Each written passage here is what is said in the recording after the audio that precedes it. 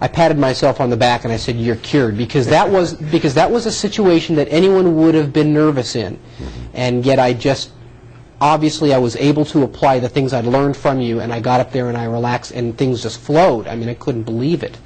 There was not a nervous moment up there. I had all the confidence in the world and so forth, and that was a fantastic day.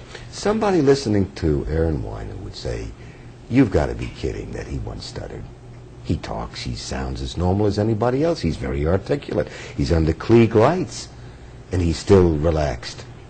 Can you overcome stuttering? Or maybe you never were a stutterer?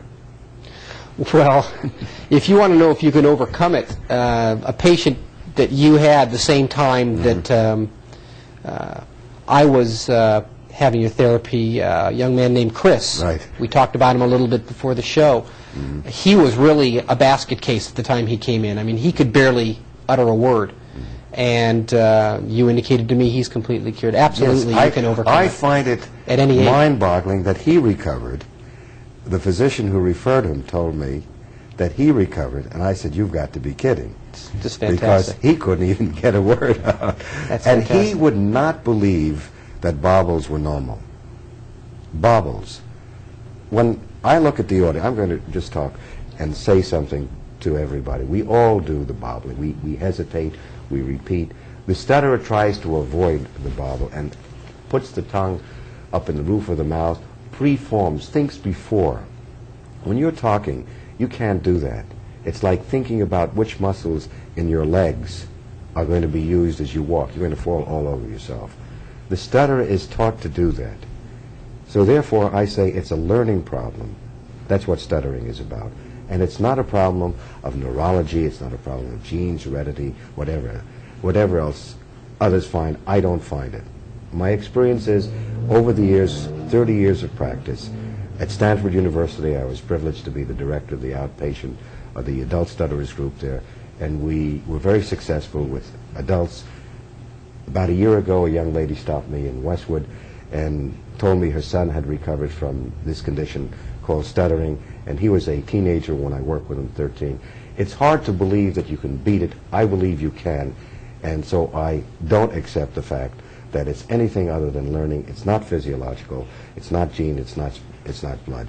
Aaron, you're a typical example of what I refer to as a recovery in speech, and you changed your opinion of what to do with your speech. You've changed your modus operandi. You haven't changed your blood. You haven't changed the factor X. It's amazing. You feel comfortable? People refer to you as a stutterer today, or just as a normal individual? The topic of stuttering is only raised in my family as a reference to the past, really. It's just simply not a part of my personality anymore. My personality hasn't changed. You know, it's interesting. It's sort of like there's a normal, fluent or disfluent individual inside of every stutterer that is just aching to break out. And unfortunately, they're living within a shell of fear and anxiety and so forth. And they're just as normal as anybody else, as the rest of us, or the rest of you. But by the time you were 22, you didn't know that you were normal. You thought there's something different about you. Oh yeah, I had a burden that I carried through life, a cross that I carried. What was that burden? Well, it was a disadvantage in everything. You know, communication skills are extremely important in life and in business, and of course, as soon as you go to school, you realize that. I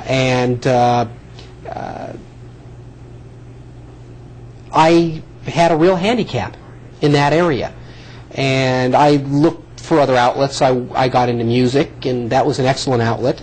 I noticed I never had a problem when I sang. You probably got a theory about the rhythm and the tone and so on and so forth. Other things begin to take over. That was always a curiosity to me when I was a little kid, why I could sing a song and never have a problem. Why can you talk when you're by yourself? Why can you talk when you're with pets?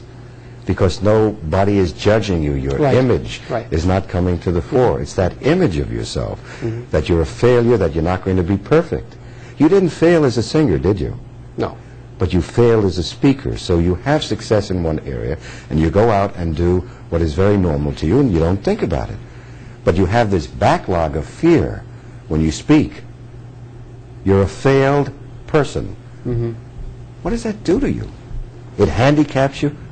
Yes, yes, very, very much. I've sort of qualified myself, and even to this day, I consider myself to some extent, or in a lot of circumstances, shy and tentative. And I really think I credit that with my stuttering. The stuttering went away, but that doesn't mean that everything that's a part of the package drops away that easily.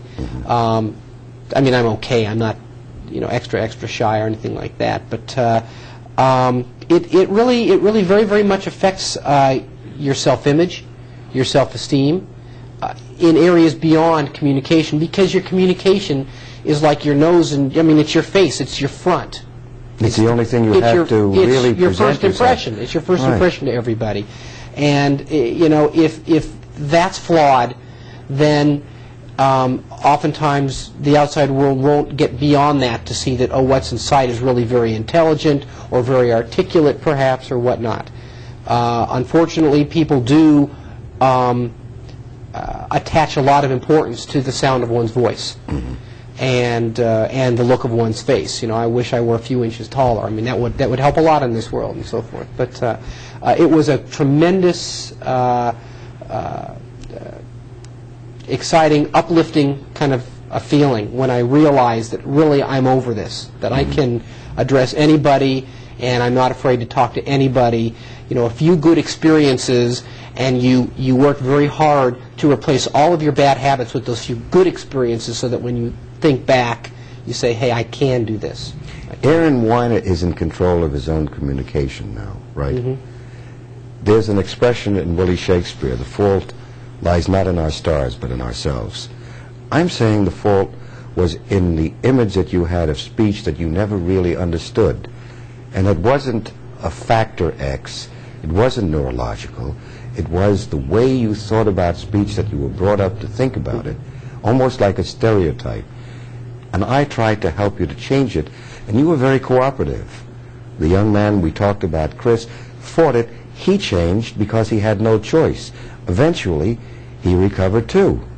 I think the problem basically lies in the willingness of the individual to say, there's an answer, I'm going to learn the answer, maybe it's the way I'm thinking of my problem. What can you offer people who have a stuttering problem now, that you are in this point of recovery, you've recovered? What do you tell them? Somebody who is a stutterer, what do you tell them in general? Well, Mort Cooper's office is at... we don't want to tell them what Cooper. We want to tell them, basically, what do you tell them? Is there hope?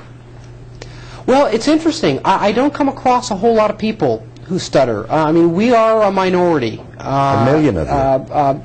Yeah. Quite honestly, I've never had the experience of confronting a stutterer and offering them any help. But what I would do is, certainly I would tell them, certainly a kid, a teenager or something like that, I would tell them that it's very easily shed, it's very easily overcome, and it's not a magic word or a magic wand or a magic age or anything like that. I recall asking my dad when I was a teenager, and I was in junior high. I mean, adolescence is tough enough. Being a stuttering adolescent is a tough torture. And I asked my dad, will I ever overcome this, or am I going to stutter the rest of my life? He said, I don't know. He figured that at a certain age you'll just basically grow out of it. He said at 30 or so. Well, you grew out of it before. They're going to grow out of it now. Thank you. We've been listening to Aaron Weiner, who has been talking, and he doesn't talk as a stutterer. You've been listening to Change Your Voice, Change Your Life. I'm Mort Cooper, The Stuttering Game. I think it is a game. Think about what I have to say. Thank you for joining with me, Aaron. It's a pleasure.